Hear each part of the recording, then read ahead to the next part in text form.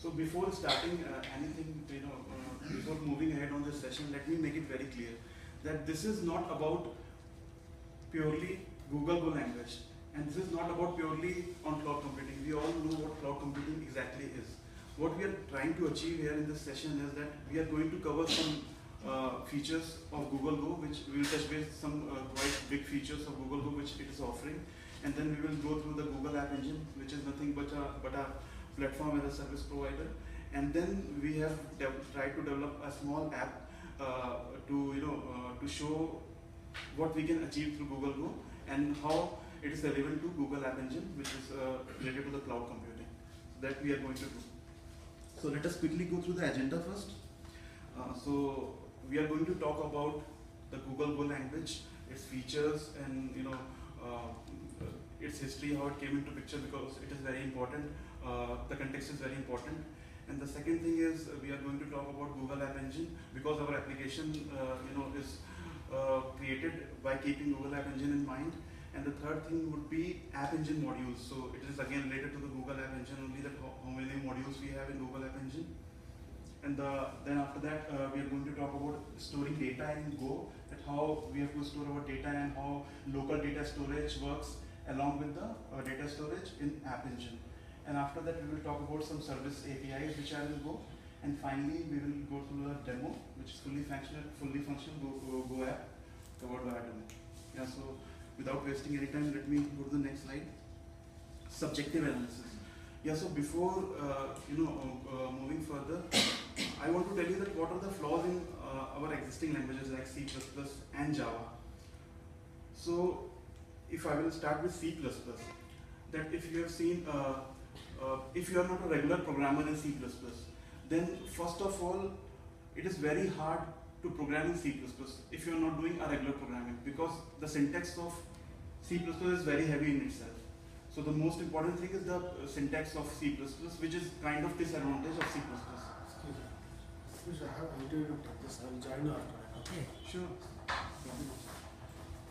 The second point about C++ is that if you suppose I give you a program and it is using an algorithm, so that algorithm, you have to determine the efficiency of that algorithm. So it is not stated as very simple that you can go through the program and you can tell the efficiency of the algorithm until you delve yourself into that program. So that is one of the disadvantages of C++. The third disadvantage is we have seen that a lot of features are there in C++ like operator overloading. Operator overloading is nothing but that it offers, it gives more liberty to the programmers to create their own syntaxes.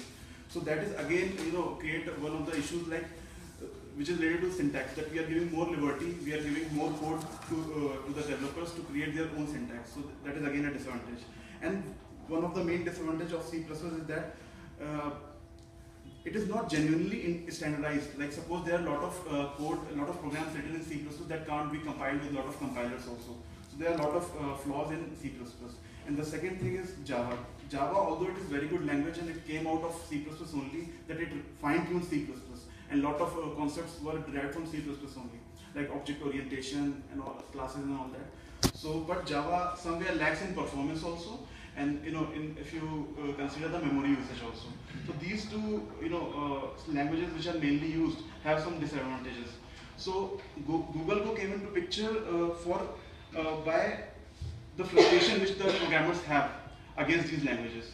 That's why Google Go came into picture. The founders of Google Go were very frustrated with these languages. So they were thinking of any language which is very simple and which is yet very powerful. So that's how Google Go was created. And there are a lot of features. Although it is in the testing phase only, like still it is a lot of R&D is going on daily basis with a lot of developers all over the world. But still it is in testing phase. But yet it seems to be very promising and it is moving in the right direction. And the future of Go is very bright. So that's how we will see in the next slides. Yeah, so I can tell you like in one way that it's a programming language, it is an object-oriented language, but I'm not going in that way. I'm just going in the other direction. But first of the question that why one more programming language? So I think that I've already answered that we have some flaws in our existing languages. That's why we came up with this new programming language. We are doing nothing but we are simplifying C and at the same time we are eliminating the lot of disadvantages whatever we have in C, like importing the header files, using of pointer arithmetic, this and that. So that's we are trying to eliminate through Go. That's how Go was created, and it was much more simple than C++ and Java in case of syntaxes, in case of memory utilization, in case of garbage collection, in case of not having exceptions, not having assertions. So a lot of features Go is offering us. And the second thing is Go an object-oriented language? So the answer would be for this question is yes also and no also, because Go is having some features like it has, user can create their own structures, it has garbage collection, it has packages, but it doesn't have type hierarchy. You must be aware about inheritance, super type, subtype. So those things are not there in Go. Apart from that, there are there is no presence of exceptions, because exception is a convoluting process. Like you have seen that you can create your own exception. So for a simple, very small kind of error also you can create an exception. So Google developers, Google creators are keeping exception away from Go so that they can make it more simple and at the same time more powerful. The third thing is, why do garbage collection? Won't it be too expensive? The garbage collection is a very crucial part of any language. In garbage collection, it defines the memory which your program is taking at the runtime it is using, and also somehow it determines the performance of your program. So that's how garbage collection plays a vital role in any of the programming language. So most of the languages like Java, C++ are still struggling up to a bit extent with garbage collection. So here in our Go, what they have done, they have come up with an option called Go profiling. So if the programmer is smart enough, so they can make the use of Go profiling, and they can create a very good garbage. They can handle it in a very smart way, the garbage collection which Google Go offers, and they can make their program very fast, less memory consuming, at the same time very powerful. So that's how garbage collection comes into picture. Now on the fourth question, why is the syntax so different from C? So as I told you, Go is derived from C. We are not doing nothing, we are making C simpler. That's what we are trying to achieve, because C was the, you can say, the core of the programming. Every language is somehow, somewhere related to C. So what we are trying to do, we are making C simpler. That's what our process is, that's what our aim is. Our aim is the Google Google Go developers, Google Go creators. So the syntax is not that much similar, but yeah, at some point it is very similar to C. We have pointers in and we have some other features which were there in C also. And as you know, we were importing header files, and we were having other features like macros and all that we are not using in Go. So that's how what we are doing. We are making C simpler.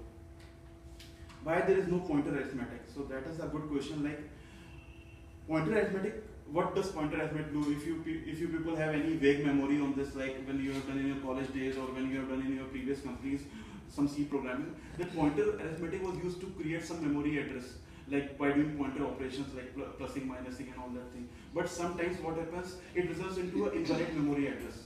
So that's what, if an invalid memory address will come into picture, your whole program will be corrupted. So that's why pointer arithmetic was what you say a hazardous kind of mechanism. So what we have tried to do that in the Go people have used pointers, because pointers is somewhat very useful for our programs. But at the same time, they have stayed away from the pointer arithmetic that they have tried. So these were the main features we can say in Google Go. Now some more additional features. I already talked about garbage collection. We have concurrency mechanism also in Go. Concurrency mechanism is just same like the multi-threading environment. So here in our in Go, we have offered concurrency mechanism in much more optimized way. That we have something called Go routines that take place in such kind of environment that it makes the performance very fast, and it doesn't have the same kind of side effects, or you can say the disadvantages which multi-threading was offering in Java. So we are not delving into the detail of that concurrency, but yeah, concurrency in Go is much more better than Java. Yeah, so pointers but no pointer arithmetic I already covered, and support for networked and multi-core programming. So multi-core programming means that I am pretty much sure that you must have aware about parallel algorithms and parallel architecture in which a lot of cores are running in the same machine, and then we are we are doing some system kind of programming on those multi-core processing machines. So in that case also performance was suffered a lot. So we already had C and C++ for that kind of programming, and there was some new language also like Rust, which is from Mozilla, and there is one more also. So same kind of venture is done. Sorry to interrupt. I'll be in an interview for 10 minutes, so I'll come back after 10 minutes. Okay, but Yes, we'll be done with it. why you think that was Can we take 10 more minutes? Anytime. I just come. okay? Yeah, so Google Go is providing support for network and multi-core programming also. They have the specific AMD processor and some other processors also, some architectures also, for which you can write your own specific code, which is at the same time very much robust, very much fast, and scalable also. So that's why Google Go is supporting that also.